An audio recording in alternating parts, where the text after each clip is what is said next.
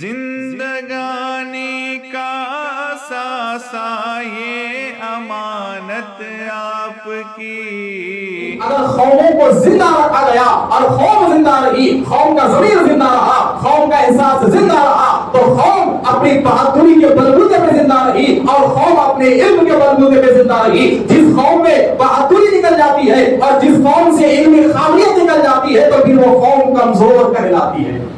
یاد رکھو، دنیا میں اگر جینا ہے اور کسی زمین پر اگر مضبوطی کے ساتھ ٹھہرنا ہے تو ہمیشہ ایک ہی مقصد رہنا چاہیے کہ سب سے زیادہ علمی میدان میں قابل ہمیں بننا ہے اور سب سے زیادہ بہادر ہمیں بننا ہے. اور جس دن یہ دو چیزیں مسلمانوں کے پاس آ جائے کہ بہادر بھی ہم رہیں گے اور علم میں سب سے آگے ہم رہیں گے تو انشاءاللہ تعالیٰ اسی دن سے ہر میدان مسلمانوں کے قدموں میں رہے گا. آج غور کر لیں، آج نہ مسلمانوں کے پاس بہادری ہے نہ مسلمانوں کے پاس علم لیاقت ہے. میں آپ کو علم کا مطلب مدرسوں کے علم کے بارے میں نہیں کہہ رہا ہوں، بلکہ اسلام نے، رسول اکرم صلی اللہ علیہ وسلم نے اپنی امت کو ہر تعلیم حاصل کرنے کا حکم دیا ہے، ہر فن سیکھنے کا حکم دیا ہے. آپ جس زمین پہ رہتے ہیں اس زمین کی زبان سیکھنا بھی رسول اللہ کا حکم ہے. آپ جس علاقے میں رہتے ہیں اس علاقے کا فن سیکھنا بھی رسول اللہ کا حکم ہے. اور آج ہمارا ماحول کیا ہے؟ ہم جس زمین پہ رہتے ہیں نہ اس زمین کی زبان کو ہم سیکھتے ہیں، نہ وہاں کے فن کو ہم سیکھتے ہیں، نہ وہاں کے علم کو ہم حاصل کرتے ہیں. حضرات محترم، یہ حقیقت بات ہے. جس دن سے مسلمانوں میں بزدلی آ گئی، بزدلی مسلمانوں میں کب سے آ گئی؟ تو تاریخ اٹھا کر دیکھو، تاریخ اٹھا کر دیکھو. میں زیادہ پیچھے آپ کو نہیں لے جاؤں گا. 30 سال سے مسلمان قوم کمزور ہے. ہندوستان کی بات کر رہا ہوں. ہندوستان میں 30 سال سے مسلمانوں کا گراف گرتا جا رہا ہے. ہندوستان میں 30 سال سے مسلمانوں کا پوزیشن گرتا جا رہا ہے. ہندوستان میں 30 سال سے مسلمانوں کا چہرہ اور مسلمانوں کی شکل گرتے جا رہی ہے. اس کی وجہ کیا ہے؟ اس کی وجہ ایک ہی ہے، ایک ہی وجہ ہے کہ 1984 تک مسلمانوں کا ایجوکیشن پاور ہندوستان میں بڑا مضبوط تھا. 84 تک بڑا مضبوط تھا. تحصیل آفس میں مسلمان آفیسر صاحب کو نظر آتے تھے، پولیس اسٹیشن میں مسلمان آفیسر صاحب کو نظر آتے تھے، ہے نا. دواخانوں میں مسلمان سرکاری ڈاکٹر صاحب کو نظر آتے تھے، آرٹیو مسلمان آپ کو نظر آتے تھے، کئی IAS اور کئی IPS آپ کو مسلمان نظر آتے تھے.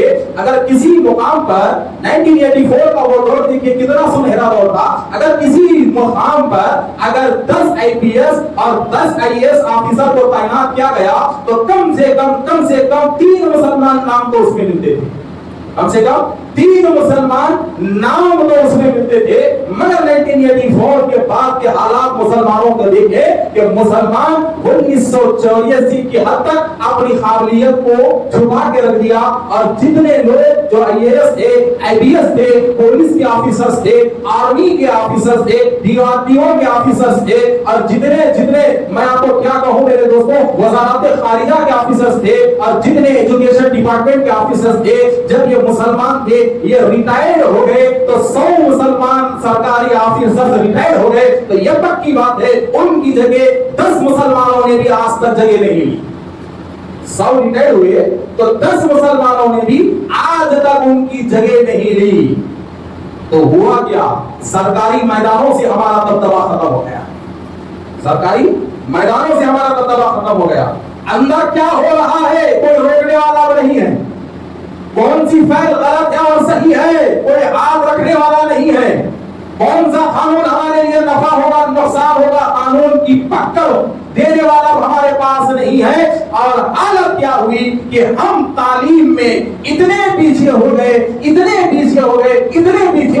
کہ میرے دل کی طرف میں آپ کو بتاؤں گا کہ اتنے پیچھے ہو گئے کہ آج سے 20 سال پہلے جو قوم ہمارے گھر میں دودھ کا کٹورا لے کر صبح آنگن کے سامنے ٹھہرتے تھے آج وہی قوم آفیسر بن کے ہمارے سروں پہ ٹھہری ہوئی.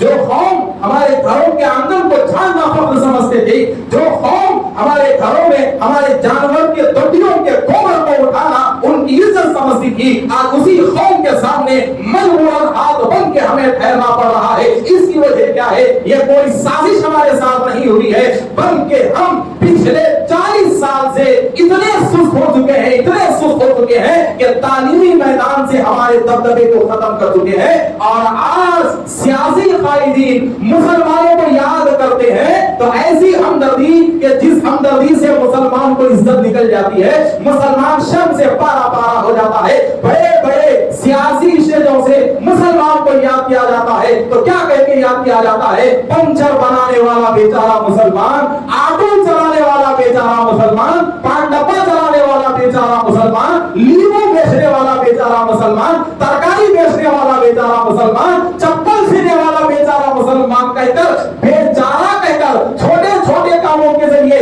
آج ہمیں تانا دے رہے ہیں، اور یہ تانا جب تک ہمارے اوپر باقی رہے گا میرے دوستو ہم برابر کمزور رہیں گے۔ یاد رکھو ہماری زندگی گزری، ہم نے جو کیا، مگر آنے والا دور اگر اس ہندوستان میں ہمیں عزت نصیب ہونا ہے، اگر اس ہندوستان میں ہمیں ایک مضبوط قوم بن کر رہنا ہے، اس ہندوستان میں اگر ہمارے پاس ایک مضبوط سیاسی پلیٹ فارم ہونا ہے، اس ہندوستان میں اگر ہمارے پاس ایسا سینہ ہونا ہے کہ جس سینے کی قابلیت سے ہر کالے قانون کو ہم روک سکے، تو سب سے پہلے ضروری ہے کہ ایجوکیشن کا پاور مسلم برادری میں ہو، ایجوکیشن کا پاور مسلم برادری میں ہو۔ اور جس دن مسلمان ایجوکیشن پہ اپنا پورا قبضہ جما لیں گے، اور جس دن مسلمانوں کے بچوں سے کالجز بھر جائیں گے، جس دن مسلمانوں کے بچوں سے یونیورسٹیز بھر جائیں گے، اور جس دن مسلمان کے بچے چلتے پھرتے قابل نظر آئیں گے، انشاءاللہ تبارک و تعالی اس دن سے کوئی ہمیں قانون کے نام سے ڈرا نہیں سکتا، قانون کے نام سے نہیں ڈرا سکتا، اس لیے کہ یہ حقیقت ہے، یہ حقیقت ہے۔ کئی امینڈمنٹس لائے جاتے ہیں، کئی امینڈمنٹس 10 سال میں بلکہ 12 سال کے عرصے میں کئی امینڈمنٹس آئے اس ہندوستان میں، مگر 85% مسلمان قانون کے لینگویج کو سمجھنے سے محروم ہیں، ایجوکیشن کے کوڈ کو سمجھنے سے محروم ہیں، لا کے کوڈز کو سمجھنے سے محروم ہیں، لا کے سیکشنز کو سمجھنے سے محروم ہے، بلکہ ہماری حالت تو یہ ہو چکی ہے کہ علاقے کے ایک سرپنچ کے لینگویج کو ہم نہیں سمجھ سکتے تو لا کے کوڈز کو ہم کیا سمجھیں گے، ہم کیا سمجھیں گے حضرات محترم۔ تو میں بس ایک ہی گزارش آپ حضرات سے کروں گا میرے دوستو، یاد رکھو احتجاجی جلسے اپنی جگہ ہیں، ہونا بھی چاہیے، احتجاجی ریالیاں اگر وقت کا تقاضا ہے، راستہ روکو اگر وقت کا تقاضا ہے، انسانی زنجیر اگر وقت کا تقاضا ہے، تو آج وقت کا سب سے بڑا تقاضا یہ ہے کہ ایجوکیشن پہ ہمارا قبضہ ہونا چاہیے، اور ایجوکیشن کے میدان میں ہمارے نوجوان آگے بڑھنا چاہیے۔ اور یاد رکھو میرے دوستو، یاد رکھو قلم ملتا ہے 10 روپے میں، مگر آپ کو نہیں معلوم کہ قلم کی طاقت کتنی بڑی ہوتی ہے، اس کی قیمت صرف 10 روپے ہوتی ہے، مگر قلم زندگیاں ختم کرتا ہے میرے دوستو۔ 10 روپے کا ایک قلم، 10 روپے کا ایک پین 2 ملکوں کو توڑ دیتا ہے، 10 روپے کا ایک معمولی پین 2 زندگیوں کو برخاست کر دیتا ہے، تو 2 زندگیوں کو جوڑتا بھی ہے۔ ایک 10 روپے کا پین کسی کو پھانسی کے پھندے پہ لٹکاتا ہے تو کسی کو خوشحال زندگی دیتا ہے۔ تو قلم کیا ہے؟ قلم ایک بہترین ہتھیار ہے، ایک بہترین ہتھیار ہے، اور قلم کی جنگ کو کبھی ہار نہیں میرے دوستوں۔ کتاب ایک میدان جنگ ہے، اور اس کتاب کا بہترین ہتھیار قلم ہے، اور کتاب کو پڑھنے والا دنیا کا سب سے طاقتور سپاہی ہے، یاد رکھو۔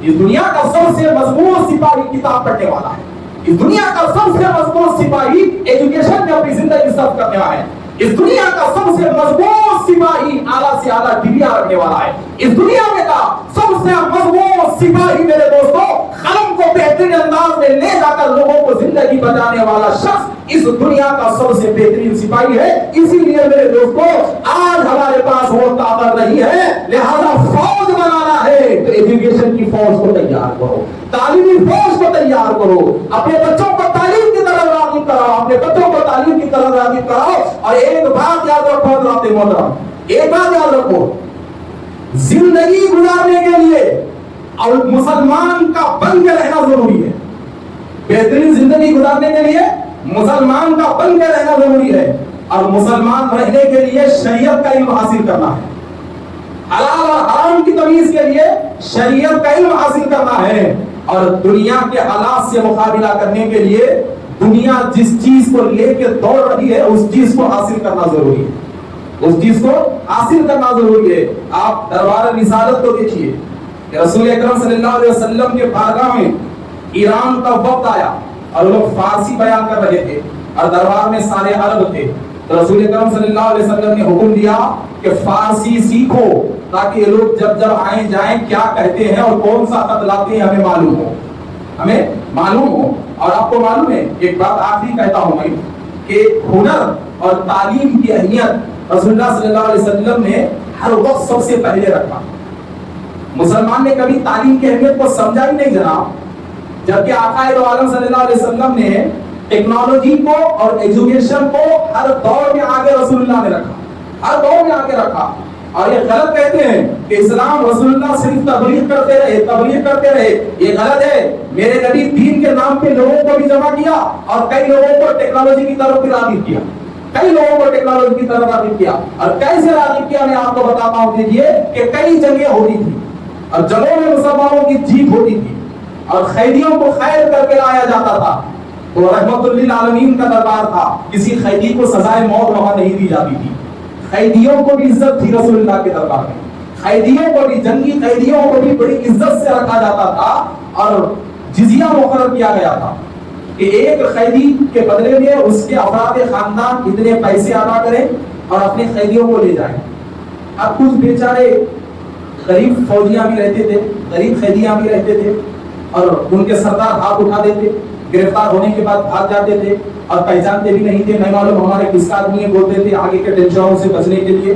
تو ایسے قیدیاں کیا کرنا جن کو چھڑانے کے لیے کوئی آتا بھی نہیں, اگر آ بھی گیا تو چھڑانے کے جو پیسے ادا کرنا تھا وہ دینے کے ان غریبوں کے پاس نہیں رہتے تھے. تو کرنا کیا, تو اس وقت میرے نبیوں قیدیوں کو پوچھتے تھے کہ تمہیں کیا کام کرنے آتا ہے. تو کوئی کہتا میں لوہار ہوں, کوئی کہتا میں بڑائی ہوں, کوئی کہتا مجھے سلوئی کا کام آتا, کوئی کہتا مجھے یہ چیز بنانا آتا ہے. تو میرے نبی کہتے ٹھیک ہے, تمہیں جو ہنر آتا ہے ہمارے 10 آدمیوں کو سکھاؤ, یہی تمہاری رہائی کا بدلہ ہے. جو بھی ہنر آتا ہے 10 آدمیوں کو سکھاؤ, یہی تمہاری رہائی کا بدلہ ہے. تو دیکھو مدینہ الرسول میں, مدینے کے دربار ہی میں میرے نبی نے دنیا کو ٹیکنالوجی کی طرف راغب کیا, ہنر کی طرف راغب کیا اور کہا کہ لوگوں حلال اور حرام کے مسائل کو مضبوطی سے پکڑو اور دنیا کدھر جا رہی ہے غور کرو. مسلمان دنیا چھوڑنے کا نام نہیں ہے, مسلمان صرف تسبیح لے کے بیٹھنے کا نام نہیں ہے, بلکہ خوف خدا کو دل میں رکھ کر, حلال اور حرام کی تمیز کو آنکھوں کے سامنے رکھ کر دنیا کے ساتھ دوڑ لگانے والی قوم کا نام مسلمان ہے, نہ کہ تسبیح لے کر کونے میں بیٹھنے کا نام مسلمان ہے. تو ہر بندے کے میرے دوستو بس آخر میں یہی گزارش ہے کہ حالات بڑے نازک چل رہے ہیں اور دن بدن سیاسی حالات کروٹ لے رہے ہیں. ایک آخری گزارش یہی کروں گا کہ چھوٹے چھوٹے چیزوں پہ آپ لوگ لڑنا بند کر دو, ایک دوسرے کی ناراضگی کو ختم کر دو, خاندانی ناراضگیوں کو دلوں سے ہٹا دو, اس لیے کہ پتہ نہیں کب کیسے حالات کروٹ لیں گے اور کب ہم کس طریقے سے کون سی سازش میں ہم ملوث ہو جائیں گے. لہذا بس ہاتھ جوڑ کے ادب گزارش ہے کہ اب تک جتنا کٹے ہوئے تھے یہ بہت ہو گیا ہے میرے دوستوں, اب جڑ کے رہنے کی ضرورت ہے. نفرتوں کو ہٹا دو, محبتوں کو پھیلا دو اور ایک دوسرے سے ہاتھ ملا کر بڑے اچھے اور سکون کے ساتھ رہو. اس لیے کہ یہ وقت ایک دوسرے سے کٹنے کا نہیں ہے بلکہ ایک دوسرے کا ہاتھ ملا کر مضبوطی کے ساتھ حالات کا مقابلہ کرنا ہے. اور اپنے بچوں کو پڑھائیے میرے دوستوں, بہت آگے بڑھائیے اپنے بچوں کو. کچھ مصیبت ہوگی, ماں باپ کو کچھ خرچہ برداشت کرنا ہوگا, باپ کو بہت محنت کرنی ہوگی بچوں کی تعلیم کے لیے, مگر محنت کیجیے اس لیے کہ آنے والے دور میں اگر ہماری اولاد کو اس زمین پر عزت چاہیے تو اولاد کے پاس ایجوکیشن کا ہتھیار ہونا ضروری ہے. خدا حافظ. سنت ادا کریں.